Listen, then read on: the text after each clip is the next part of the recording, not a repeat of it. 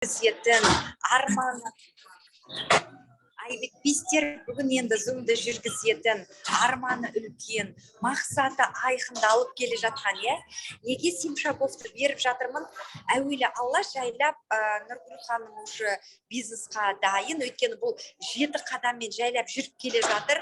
Басында неге 7 қадамды бермедік? Өйткені оны көп адам жасамағаннан кейін ол суть не болып жатқанын мағынасын түсінбей жатады, Сол үшін бүгін сіздерге өте повезло десек те болады, керемет, өйткені қазіргі таңда 7 қадам біздің жоғарғы жетекшіміз Атилла Каталин Гидафалфидің 7 қадамы, Мен білмеймін, сіз қай жер, сіз қазір қандай статустасыз, сіз қазір қандайсыз, может сізде қазір жағдайыңыз жоқ па, может сіз басқа бір жалдамалы үйде тұрасыз ба, может сіз басқа, мен білмеймін, бірақ осы 7 қадаммен жүретін болсаңыз, дейді Атилла біздің жоғарғы жетекшіміз, бұл 7 қадамды $1 миллион сатып алып отыр, өйткені осы 7 қадаммен жүретін болсаңыз, дейді, 5 жылдан кейін сіздің өміріңіз, дейді, 180 градусқа өзгереді деп тұр, Неге?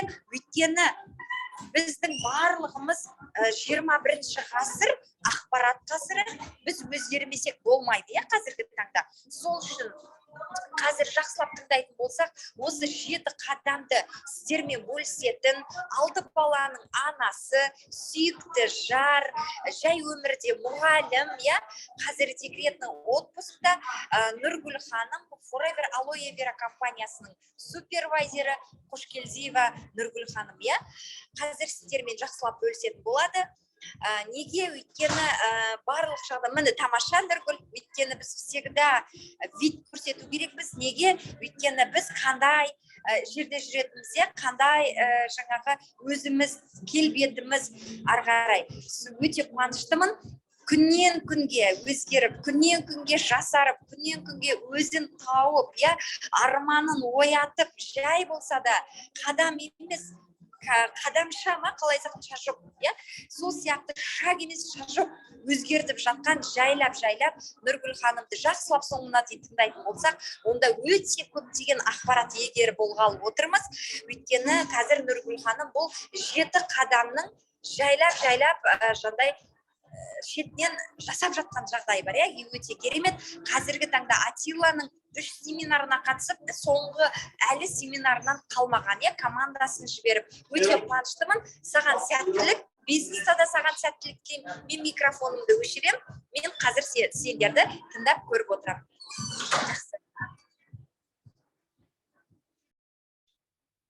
Спонсор рахмет үлкен построениеге. Сәлеметсіздер ме, ханымдар мен мырзалар? Біз мынау бизнестейміз дейді. Бұл жерде жаңада айтып өтті, Бұл жерде алой емес, немесе басқа жаңағы өнім емес. Бұл жерде бізді жетістікке жеткізетін біздің өзіміздің системамыз бар, яғни осындай жаңағы жеткізетін жетістіктеріміз бар. Соның бірі, бір емес, біріншісі деп айтамыз, 7 қадам.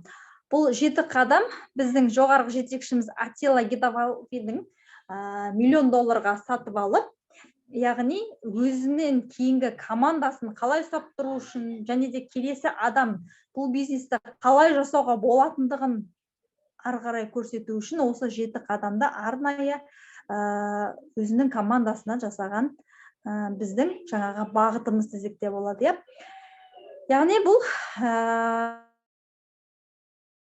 қарапайым 7 қадам. Бірінші жаңағы біздің қадамда бірінші көрініп тұрған пункт, яғни арман, мақсат, себеп. Жалпы біз айырып алуымыз керек. Бірінші арман не, мақсат не, себеп не.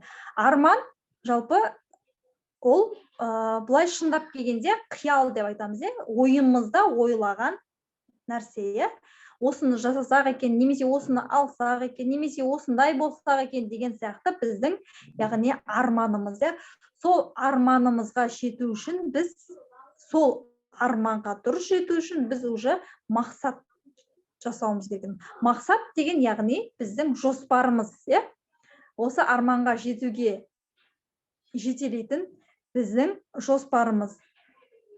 Ал себеп дегеніміз жалпы бізге екі түрлі жағдайда себептер болады. Яғни осы бизнеске бізді жетелеп алып келген себептер деп те айтсақ болады. Және де осы бизнесте жұмыс жасауымызға кедергі келтірген себептерді деп те бөлек айтып кетсек болады, иә. Себепті арман, яғни армандау үшін бізге негізгі не керек? Армандауды дамыту үшін біз арманды жай қиялға айналдырмай, дұрыс армандай білуіміз үшін де оған да білім қажет екен. Ең бастысы, мен өзімнің жаңағы өмірде енді түсініп келе жатырмыз, барлық нәрсенің өзінің білімі бар екендігін. Білім арқылы дами алатындығымызға көз жетіп, даже осы армандаудың өзіне бізге білім керек екен. Олардың бірегейі кітап оқу дейміз. Және де осы арманға жетуге талпындыратын бізде секрет фильмі бар. Сол секрет фильмінің арқасында қаншама адамдар өз жетістіктеріне жетіп отыр. Одан кейін арман альбом жасауға болады, немесе арман картасы деп айтып атамыз. Осы арманға жеткізетін бізге түрткі болатын, немесе жаңағыдай, мысалы, материал не болатын болса, яғни суреті, немесе сызбасы деген сияқты.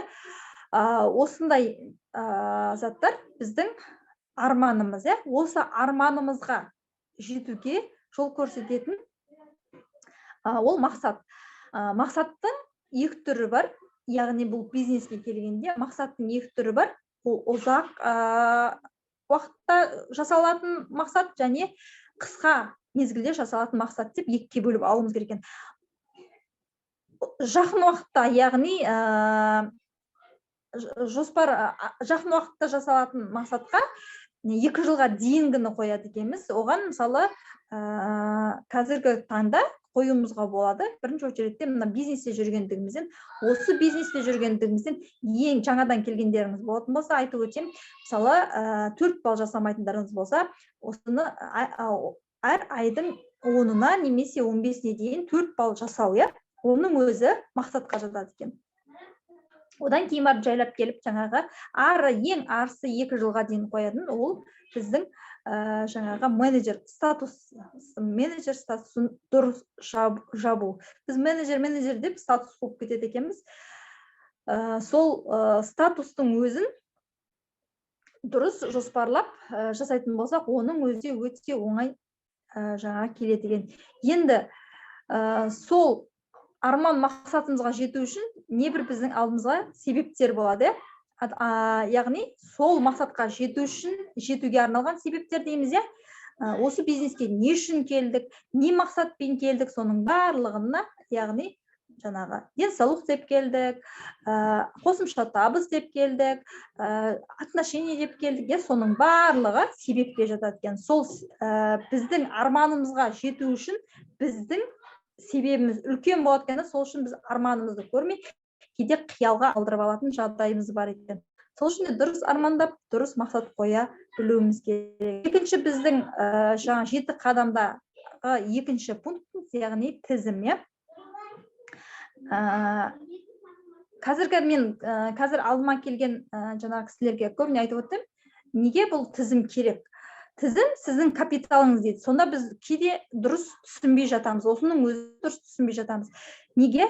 Мен айтам, сізге франшиза дейді ғой, мысалы Еврофарма деп атамыз, немесе жаңағы Синойл деген сияқты заправкілер ашу үшін, мен сізге дәл қазіргі уақытта сіз жетістікке жету үшін, сіз миллионер болу үшін Синойл заправкілерді көбейт, немесе Еврофармаларды көбейт десем, сізге не қажет болады? Бірінші очередте ақша дейміз.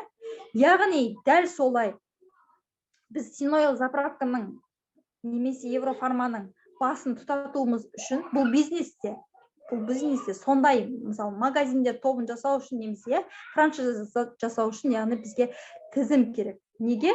Біздің капиталымыз жоқ. Сол үшін біз тізім арқылы біз не істейміз? Магазиндер аша бастаймыз. Интернет магазиндерді көбейтеміз. Өз интернет магазиндерімізді көбейте бастаймыз. Яғни бұл тізімге бір тізім жасау кезінде біз нені ұғынуымыз керек?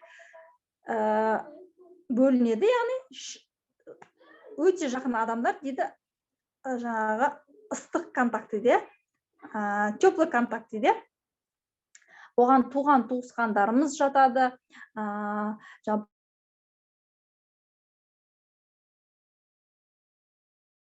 бауырларымыз жатады, иә. Құда жекдат дейміз, біз көп. Екінші жаңа пунктпен таныстырып өтсем, яғни бірге жұмыс жасайтын таныстарымыз, бұл да ол жаңа теплый контактіге жатады.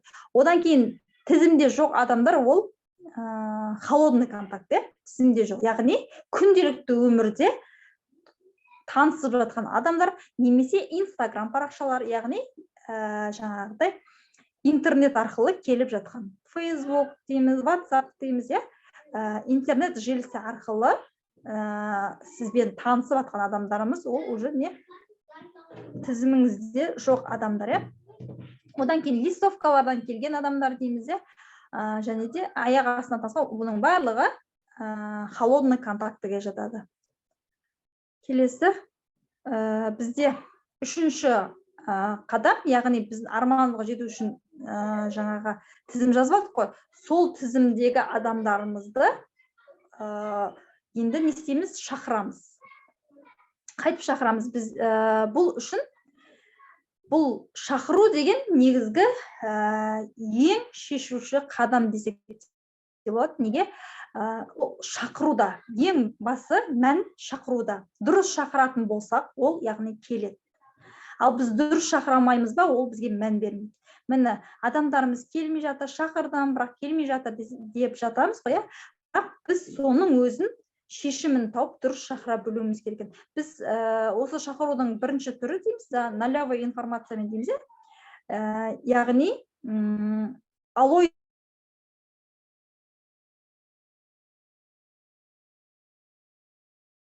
десек бәрі қазіргі кезде жаңағы әр жерге ұрынған сілеріміз, ал деп қаша бастайды, сол үшін де алдамаймыз. Просто сізге жолығу үшін бір жаңағыдай өзіңізге қажетті жаңағы бір информация айтамыз. Яғни, мысалы мен жақын таныстарым болатын болса, туысқандарым болатын болса, яғни мысалы Гүлмира мен кластасым, оған айтам, Гүлмира, қалайсың, қалың қалай? Жалпы біраз болды ғой, екеуміз жолықпағалы. Бір жерде жолықсақ, бір жерде әңгімелесек деп жаңағыдай орынды белгілеймін. Сол кезде ол не дейді, компания туралы айтады деген оларда жаңа ой жоқ, ол міндетті түрде келетін болады. Келгеннен кейін осындай сенен ақылдасатын әңгімем бар еді деп ашық айта отырып, ары қарай түсіндіріп кетуімізге мүмкіншілік бар. Немесе қызықтыра отырып шақыру дейді, ол дегеніміз, сәлем, қалың қалай? Мен осындай керемет қазір бизнестемін. Сен де келіп көрші, сен маған қарағанда ақылдырақсың ғой. Немесе сен маған қарағанда сәлде болса шустрелесің ғой. Мүмкін осыны қарап көресің деген сияқты жаңағы оған построение бере отырып, қызықтыра отырып шақыру деп айтамыз. Одан кейін әр адамның қажетіне қарай шақыру дейміз. Мысалы, бір кісі жаңағы өткенде айтып отырмыз, немізде көріп жатқанымызда, бір кісі жаңағы жылқы шаруашылығымен айналысатын болды, бір кісі жаңағындай бір тағы да проблемалары болып жатады, мысалы, солай отырып жаңағыда әр адамның қажетіне қарай, немесе бір кісіге өнім қажет. Осындай жағдайда мен осындай болып жатырмын, соған сіз өнім ұсынасыз ба деген сияқты айтып жатыр. Бұл кезде өнімді айта отырып та шақыру жолдары бар. Одан кейінгі жаңағы пунктіміз бұл маркетинг план. Яғни шақырған адамға міндетті түрде біз маркетинг планды көрсетуіміз керек. Маркетинг планның үш түрі бар. Жеке дейді, тет-на-тет, адаммен жеке отырып оқу маркетинг планды, отбасылық маркетинг план дейміз. Отбасылық маркетинг планға үйімізге немесе достарымыздың үйіне барған кездегі оқылатын маркетинг план, яғни отбасылық те семейный жолдасыңызбен бірге отырып тыңдайтын, және де үйіңізге шақырып тамаққа дейміз, немесе шайға деп шақыра отырып көрсетілген маркетинг план, бұл отбасылық маркетинг планға жатады. Және ашық маркетинг план. Бұл дегеніміз офиске шақыру, немесе семинарларға шақыру, немесе жалпы ашық маркетингке шақыру. Бұл да маркетинг оқу деген ғой. Яғни ол кезде кімді пайдаланасыз? Ашық маркетингте жүргізіп отырған кісіні пайдаланасыз. Мүмкін ол параллель болуы мүмкін, мүмкін ол сіздің спонсорыңыз болуы мүмкін деген сияқты. Яғни көпшілікпен бірге көре отыратын маркетинг пландар. Біз не істейміз? Армандаймыз, тізім жасаймыз. Одан кейін сол тізімге қарап отырып ол кісілерді шақырамыз. Шақырғаннан кейін міндетті түрде маркетинг планында нақтылап айтып кетуіміз керек. Және де осы маркетинг планға келген кезде дейді, бірінші тіркелгендеріңіз болатын болса, міндетті түрде где-то бір 5 немесе 10 маркетингті спонсорыңыз оқып береді. Одан кейін міндетті түрде өзіңіз маркетинг планды оқуды үйреніп алғаныңыз үшін. Себебі маркетинг планды кім оқиды, сол адамның бизнесі жақсы жүреді. Яғни сіздің бизнесіңіз ба, сіз барынша жылдамдатып маркетинг планды өзіңіз үйреніп алғаныңыз дұрыс. Яғни сіз маркетинг план оқисыз, сіздің бизнесіңіз алға қарай жылжиды. Бұл жерде жаңағыда ғой, не дейді, алма піс, аузыма түс емес, еңбек қажет. Бұның өзіне де келесі 5-ші қадам бізде КБД. Камила? КБД. Как быть дальше? Екінші кездесу дейді. Бұл ең маңызды шешуші қадам. Яғни маркетинг план оқылғаннан кейін міндетті түрде ол адамға 24-48 сағат уақыт береміз. Сол 24-48 сағаттың ішінде екінші кездесуді көрсетуіміз керек. Ол екінші кездесуге не жатады? Яғни біздің жоспарымыз бұл 7 қадам жатады. Сол 7 қадамды не үшін қажет? Ары қарай тұтынушы болып қала ма? Немесе жаңаға бізбен бірге бизнес партнер боламы ма? Соны білуіміз үшін бізге екінші рет кездесу жасауымыз керек. Яғни осы жерде екінші кездесудің тағы да жаңағыдай ерекшелігі, бұл кездесуден кейін сіз онымен ары қарай бизнес жасауға болатын өзіңізге де жеңіл жол жүреді. Және де осы КБД-да КБД жүргізу үшін көбіміз мән бермейміз, маркетинг оқуымызда кетіп қаламыз. Сол кезде біз айтып өтуіміз керек. Бұның артында үлкен бизнес бар. Немесе жаңа бір кілт сөз айтуымыз керек. Немесе бір каталог жасап кетуімізге болады. Немесе бір жаңағы флеер ма, бір затты сол адамға қалдырып кетеді. Немесе зонтик деген сияқты, сол затты қалдырып кететін болсақ, ол сол затты алу үшін как будто соған жоққандай болып, уже екінші кездесуді оңайрақ жасауға да мүмкіншілік ашады. Сәлем, қалай ертесіне, мен сенен мысалы зонтигімді алып кетейін деген едім деген сияқты қылып, сылтаумен екінші рет кездесу жасауға да бұл жақсы мүмкіндік, жақсы жол көрсетеді. Біз көбіне осы бизнесте маркетинг план оқимызда екінші кездесу жасамағандықтан, біз адамға дұрыс жеткізе алмағандықтан, біз шақырған адамдарымыздан жаңағыдай түсіндіре алмағандықтан олар бизнесте жоқ, немесе бизнеске келіп жатқан жоқ деген сияқты, айырылып қалып жатқан жағдайларымыз бар. Тек түсіндіріп кетіп жатқан жағдайларымыз бар. Одан кейінгі 5-ші кездесуден кейін бізде 6-шы қадам бұл 100% тұтынушы болу. Бұл деген сөз осы бизнесте жүргендіктен, яғни өзіңіздің бизнесіңіз деп қабылдайтын болсаңыз, өз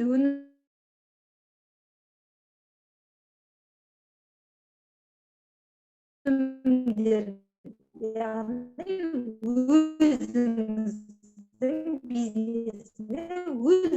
бизнесіңіз біреуге ұсынған кезде де оның дәмі қандай, түсі қандай, түрі қандай, иісі қандай деген сияқты біліп алуымыз керек. Осы орайда мен айтып кетейін, мысалы, мынандай жағдайлар болып жатты. Жаңағы натурменді бірінші натурменді ұсынғанымда менде натурмен жаңағыдай қатты ма, суға ериді ма деген сияқты сұрақтар қойды да, суға араластырып берейін бе, қалай болады деп. Бұл кезде мен жауап бере алмадым. Сразу үйге келіп натурменді езіп жеп суға араластырып көрсем, сөйтсем суға араласпайды екен. Сол үшін тез жауап бере алмағандықтан, мысалы, адамға сенімсіздеу деп болып та көрінеміз. Сол міндетті түрде өнімдерді алдымен өзіңіз 100% тұтынып, оны өз ағзаңыздан өткізуіңіз керек. Одан кейін барып келесі адамға көзіңіз жанып айтатын болсаңыз, ол міндетті түрде сізден алады, немесе сіздің партнеріңіз болып қалуға мүмкіншілігі бар. Одан кейінгі қадам, 7-ші қадам, яғни міндетті түрде білімді жетілдіру. Білімді қалай жетілдіреміз? Бірінші очередте кітап оқу дейді. Кітап оқығанда біз әйтеуір кітап емес, кітап оқу керек екен деп әйтеуір кітап алмаймыз. Бұл жерде именно осы бизнеске қажетті кітаптар және өзіңіздің ойыңызды жетілдіретін. Ой түзелмей, бой түзелмейді деп жаңағы спонсорымыз айтпақшы, ойыңыз түзелмей, бойыңыз түзелмейді. Сіздің ойыңыз қандай, сіздің ойыңызға қарай бизнесте жүреді, сіздің ойыңызға қарай іс-әрекетіңіз де өзгереді. Сіздің ойыңызға қарай өзіңізді жөндеуге деген жаңағы мүмкіншілік бар деген сияқты. Кітаптар бізде бірінші мен жетекшімде маған ұсынған, мен де сіздерге бірінші рет ұсынамын. Мынау стратегия бедных, богатых людей деген, стратегия мышления бедных, богатых и бедных людей деген. Яғни ойлау қабілеті. Бай мен кедейдің ойлау қабілеті қандай. Өте орысша, бірақ орысша деп қарап отпай оқитын болсаңыз, ішінде өте тілі жеңіл тілде түсіндірілген. Бірақ қазақша оқығандай өзіңізде мүмкіндік болады. Одан кейінгі дискілер тыңдау. Дискілерге Атиланың семинарында болған дискілер міндетті түрде тыңдасаңыз жүдә жақсы. Ал ол жоқ жағдайда бізде YouTube каналдары бар. YouTube каналдары өзіміздің Гедафалфестим бар, немесе параллель команданың Бухарши систем, яғни именно осы бизнеске қатысты дискілерді тыңдайтын болсаңыз, онда жетістікке жетуге деген мүмкіншілік бар. Одан кейін секрет фильмі қайта-қайта көру, ол дегеніміз, мынау жалпы бұл 7 қадамда, мынау бірінші қадамды алып тастаймыз, екінші қадам мен 7-ші қадамның аралығында 6 қадам. 6 қадам біздің 15% арманымыздың орындалуына жұмыс еткен. Ал қалған 85% немесе 90% мынау арманымыз.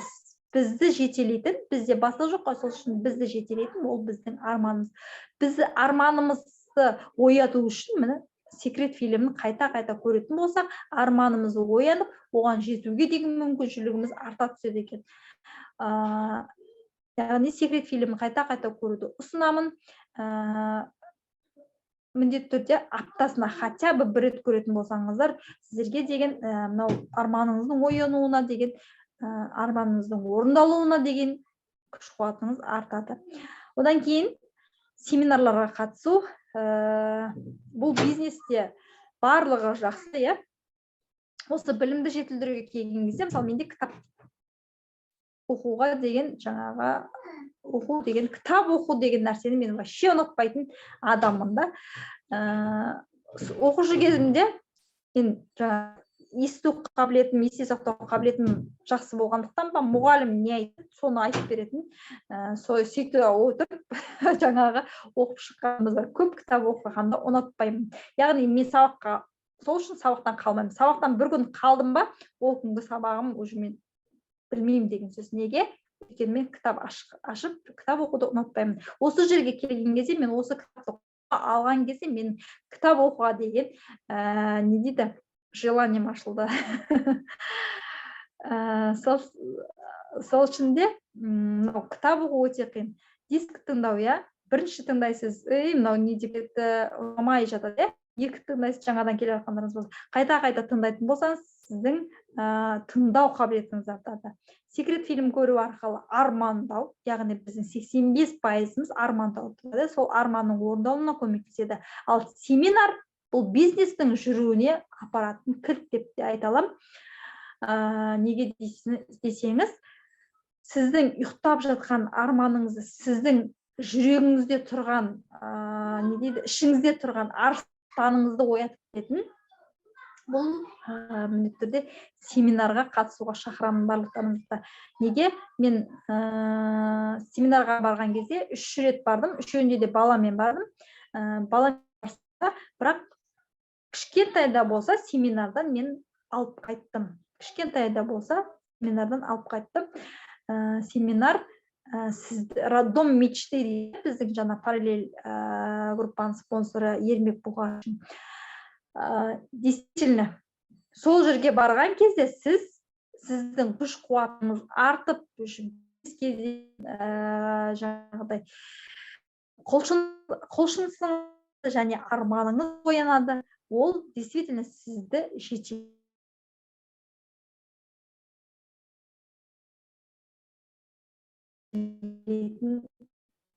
Және де енді қазір нақтылап түсініп келе жатырмын, 7 қадам дейміз да, осы 7 қадамның өзін бұл да біздің осы семинарымыз екен. Яғни барлықтарыңызды осындай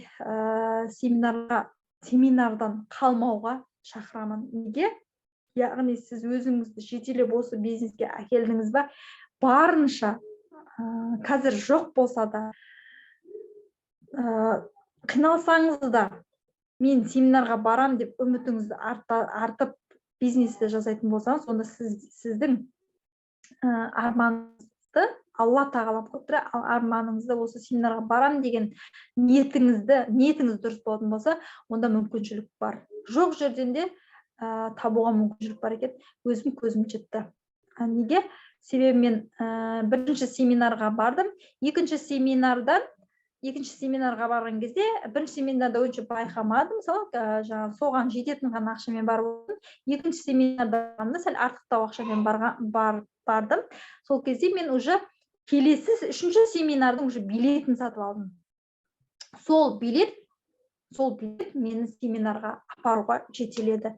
Уже билет қолымда семинардың, одан кейін мен істедім, жаңа самолеттің билетін алдым уже. Көрдіңіз ба? Міне, бір тиын ақшам жоқ, действительно бір тиын ақшам жоқ. Семинардың билетін алдым, барам дедім, уже мен ниетім дұрыс та. Семинарға барам деп билет алдым, билетім қолымда, уже мен барамын деп уже самолетке билет алып қойдым. Самолетке билет алдым. Одан кейін қалған вообще ақшам жоқ. Бірақ Алла тағала жеткізіп, Аллаға мыңда бір шүкір, бала шағаммен үшінші семинарға баруға да мүмкіншілік алып, барып қайттым. Алла қаласа, ноябрьдегі алдымыздағы семинарға жолдасыммен бірге 5 жасар баламмен тағы да Құдай қаласа барып қайтам деген ниеттемін. Бұл мен бірінші кезде жаңағы ел көру, жер көру болатын болса, есілдердің. Қазір мен түсіндім. Мен барған кезде білім алып келемін деген мақсатта бара жатырмын бұл жолы. Құдай қаласа, сол ниетіме жетейін, осы бизнесте іске жетуге, мынау не дейді, зейінімді ашып, жетістікке жетуіме құлшыныс берсін деп, Құдай қаласа семинарға баруға тағы да жаңа құлшынып отырмын. Бұл не үшін құлшыныс? Не қалғым келмейді? Мен ақшам тасып атқан жоқ емес. Менде бала шағам бар деген сияқты, бала шағам аузынан шығарып жатырмын. Бұл не? Яғни, бұл түсіндім, бұл бизнесте бізді оятатын, бізді жетелейтін, бізді жетістікке жеткізетін тек семинар екенін түсіндім. Ішінде барлықтарың ноябрьдегі семинарға тәуекел қылып бел буатын болсаңыздар, мүмкіндік бар. Сол семинарға дейін де, сол семинарда хотя бы жарты ақшасын табуға дейін де мүмкіншілік. Тек өздеріңіз қаласаңыздар болды. Соған көзім жетті. Бұрын армандайтынмын, қиял болып қала беретін. Қазір арман кішкентай болса айтып кетейін, мысалы мен енді киім ғой, немесе жаңағы кішкентай ғана нәрсе ғой десек те, қылып оны мақсат қылып жаздым, орындалды. Сол үшін де армандар кішкентай болса да, мейлі ол сағат болсын, мейлі ол сумка болсын, мейлі ол киім болсын, мейлі ол біреуге деген жаңағы береріңіз болсын, жазып отыратын болсаң, ол міндетті түрде орындалатынына да көзім жетті. Уақыт қоя білуіміз керек екен. Оған да көзім жетті. Сөйтіп кеше спонсор көрсетіп отырмын. Мына қараңыз, мен біртіндеп қадам болды, ойлап жылжып жасалып жатыр. Мынау орындалды деп жаңағы көрсетіп жатырмын. Оның өзі деп білемін, кішкентай болса менің жеңісім деп білемін. Осы назар салып тыңдағандарыңызға рахмет. Спонсор, егер мүмкіндік болып